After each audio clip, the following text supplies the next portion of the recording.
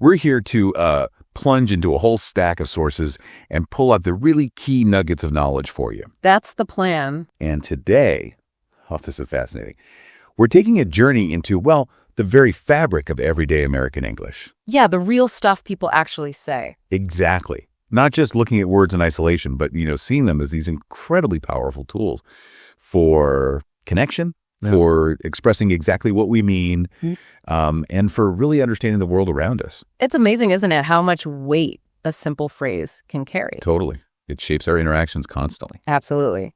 And our deep dive today, it's built from this pretty comprehensive guide. You could think of it as like your shortcut to getting truly well-informed on all these nuances in American English.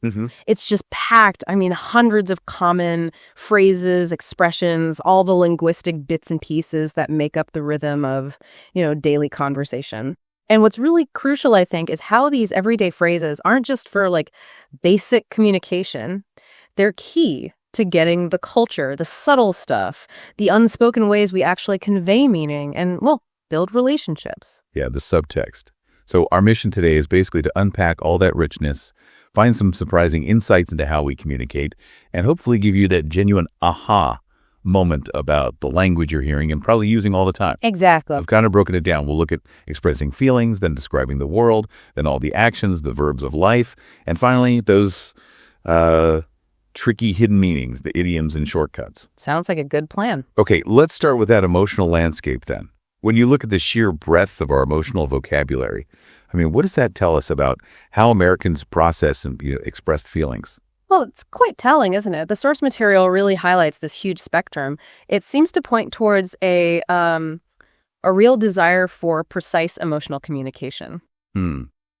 Precision. Yeah. And what's fascinating is the nuance, the subtle layers each word adds. So like on the positive side, you might hear absolutely amazing or maybe absolutely fantastic. Okay, yeah. Common ones. Right.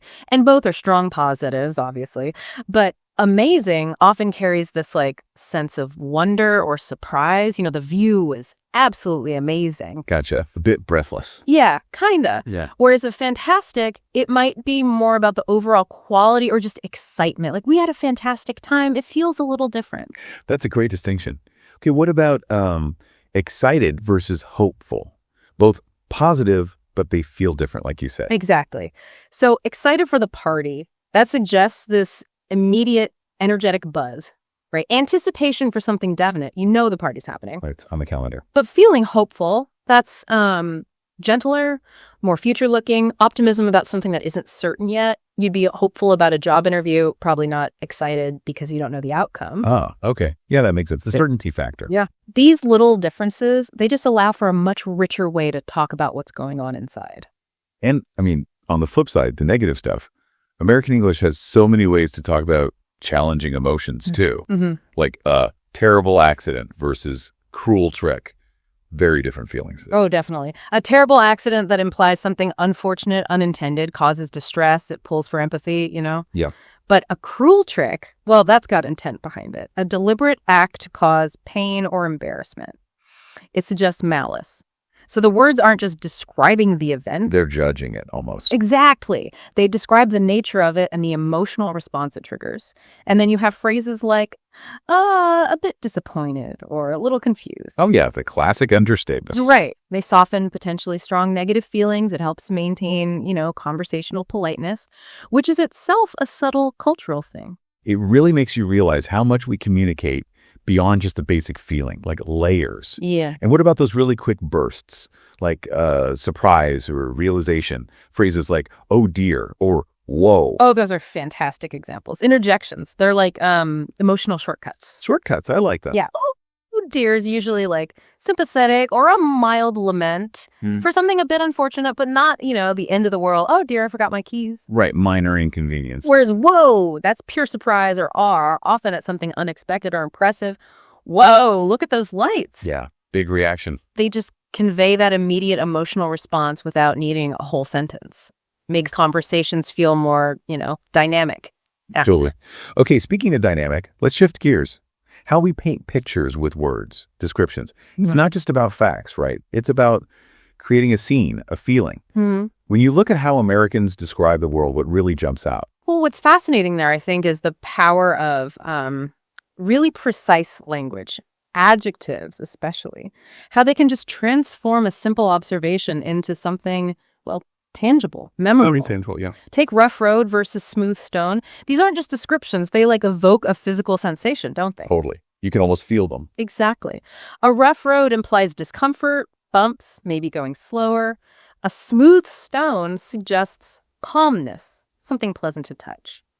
The adjective choice immediately shapes our understanding, even our imagined physical response. So it's not just what it is, but what it feels like, or the experience it hints at. How does that work with abstract stuff? Because we describe ideas and concepts too, not just rocks and roads. Right, and we do it just as vividly.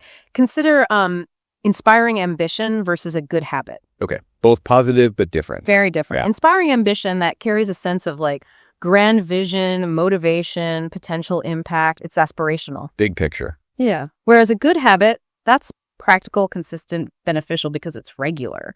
It's more about everyday discipline. See, both good, but operating on totally different scales of effort and impact.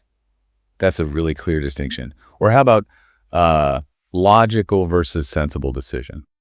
There's a subtle difference there too, isn't there? Definitely. Logical implies it follows a clear, rational, sort of step-by-step reasoning. It's about the soundness of the thought process itself. A follows B follows C. Kind of. But a sensible decision is more about practicality and good judgment in the real world. It often brings in common sense or experience. So a perfectly logical argument might not always lead to the most sensible decision in a complex social situation, Okay. Logic versus real world wisdom. Something like that. These choices just help us articulate really precise judgments about ideas and actions. That's a great insight, how these words really color our understanding. Okay, let's move into the dynamic part. The actions, the interactions, the practical stuff that really makes up our daily lives. Verbs. The doing words. Yeah. And if we connect this to the bigger picture, like you said earlier, these verbs and action phrases, they're the absolute building blocks of almost every conversation we have. They really are. I mean, just think about the actions that define how we solve problems or make discoveries. You might find my lost keys. Simple, common, solving a minor issue. Happens to me all the time. Right. Or you might come across something unexpected, an idea, an old friend, and then there's that satisfaction when you've fixed my terrible haircut. Oh, the relief. Exactly. It implies a problem, effort, and then boom, successful resolution. These verbs just give structure to our everyday stories. Okay, and what about how we describe social interactions? Right. It's not just what we do, but how we relate to each other. That's a crucial point. Yeah. So, for example, reached an agreement. That implies collaboration, right? Resolution, maybe after some discussion or even conflict, coming together. Contrast that with, say, ignore messages. That clearly shows a deliberate lack of engagement, a choice not to respond. Sending a message by not sending one, pretty much. And then you've got point out something important. That's an act of guiding or informing. Or argue over something so small, which highlights conflict that's kind of disproportionate.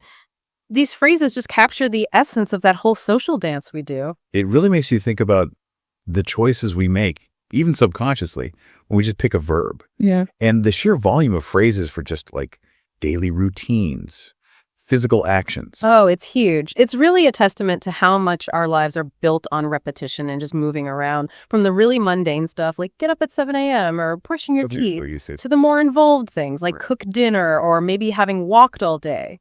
These aren't just actions, they're like the rhythm of our existence. So they provide that practical scaffolding for almost every chat we have about our day. And then, of course, you have actions tied directly to emotions, like burst into tears or when something irritates me. It shows our internal states often, manifest externally. Yeah, the action reveals the feeling. Okay, it's clear American English gives us this incredibly rich toolkit for action. But now, let's get into the really fun stuff. Those phrases where the meaning isn't immediately obvious. The idioms. Yeah, where the individual words don't quite add up. This is where I think a lot of those aha moments happen, especially for learners. So what does this all mean, beyond the literal words? Right. And this raises that important question, doesn't it? How language evolves to create these linguistic shortcuts. Idioms, idiomatic expressions, whatever you want to call them.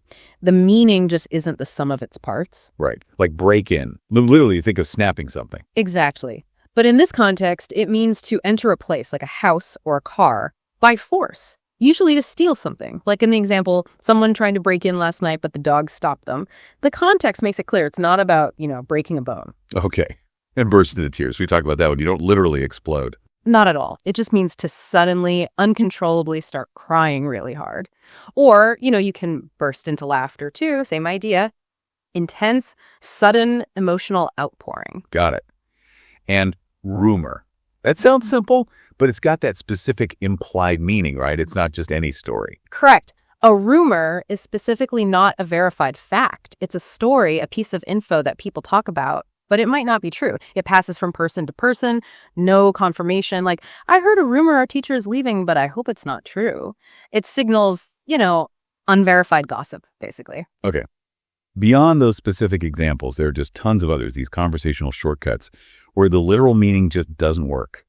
Like, I'm beat. You're not being physically hit, are you? No, definitely not. If you say I'm beat, it means you're absolutely exhausted, usually from physical effort. Like, phew, I've walked all day, I'm beat. It's super common, informal way to say you're wiped out. Okay. And when someone says they're under the weather, it's not about rain. Nope. Nothing to do with meteorology. It just means you're feeling a bit unwell, maybe slightly sick. I'm feeling a bit under the weather today. Think I'll work from home. It's a polite, kind of vague way to say you're not feeling 100%. Right. Polite and vague. Yeah. Just chilling. I love that one. Sounds relaxing. And it is. That's a perfect example of describing a casual, relaxed state. It means, relaxing on the couch, not doing anything strenuous. What are you up to this weekend? Oh, probably just chilling. Nice. Yeah. Okay. What if I tell you I'm pulling your leg? Should I be worried? No, not at all. It means you're just joking. You're not being serious. Don't worry, I was just pulling your leg about that deadline. It's a lighthearted way to say you're teasing someone. Phew. Okay. Good to know. Here's one I hear a lot, especially at work. I'm on it. Yeah. That's direct, efficient. It basically means I'll take care of that task immediately. Like, can you send that email? Yep, I'm on it. It conveys instant action and responsibility. Okay. And if someone says they're swamped with work, I can picture that. Yeah, it paints a good image, doesn't it? It means extremely busy, almost like overwhelmed with tasks. I'd love to join you for lunch, but honestly, I'm swamped right now. Like you're drowning in work. Got it. If something slipped my mind, what happened there? You just forgot. Simple as that. Oh no, I was supposed to call her back, but it completely slipped my mind. It implies it wasn't intentional, just poof, gone from your thoughts. Happens to the best of us. Piece of cake. Sounds tasty, but means something else. Indeed. If something's a piece of cake, it means it's very easy to do. How's the test? Oh, piece of cake. Usually said after you've done it successfully. Right. And if lunch is on me. That's a nice one to hear. It means I'm paying for lunch. A generous offer. Definitely. Yeah. What about when plans are up in the air? That suggests they're undecided or uncertain. Our holiday plans are still up in the air. We haven't booked anything yet. No firm decision has been made. Okay. And play it by ear. That sounds spontaneous. Exactly. It means to improvise. To decide what to do as things unfold, rather than sticking to a rigid plan. We don't have a strict schedule for the city tour. We'll just play it by ear. I like that approach sometimes. On the go. That sounds like my life. Mine too sometimes. It means very busy, constantly moving from one thing to another. Sorry I missed your call. I've been on the go all morning. Yep, sounds familiar. And my personal favorite for the end of a long day. Take it easy. Oh, a classic. It means relax, don't stress out, don't work too hard. You look stressed, just take it easy for a bit. And yeah, people often say it when saying goodbye too, like, see ya later, take it easy. Yeah, it's versatile. Win-win. That sounds positive. It is. It describes a situation or a solution that's good for everyone involved, beneficial for all parties. Negotiating that contract was tough, but we found a win-win solution. Nice. And think outside the box. That means be creative. Think unconventionally. Come up with new or unusual ideas or solutions. This problem is tricky. We really need to think outside the box. Okay. And finally, that feeling when you've done something really well. Nailed that presentation. Yes.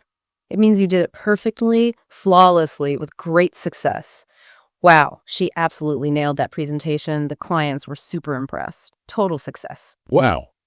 Okay, so we've just taken this really deep dive, haven't we, into the practical, often surprising world of everyday American English. Yeah, it's quite a journey. From all those nuanced ways we express emotions to the vivid descriptions that, paint our world, and all those countless actions defining daily life, right through to those wonderfully clever, sometimes puzzling, idiomatic shortcuts. And understanding these common phrases, it really is a powerful tool. It's not just about knowing the dictionary definition of words, right? It's about grasping the rhythm, the nuance of how people really communicate. It's a way to gain knowledge quickly, to be truly well-informed in a way that goes, way beyond what textbooks can usually capture. Yeah, it lets you connect, doesn't it?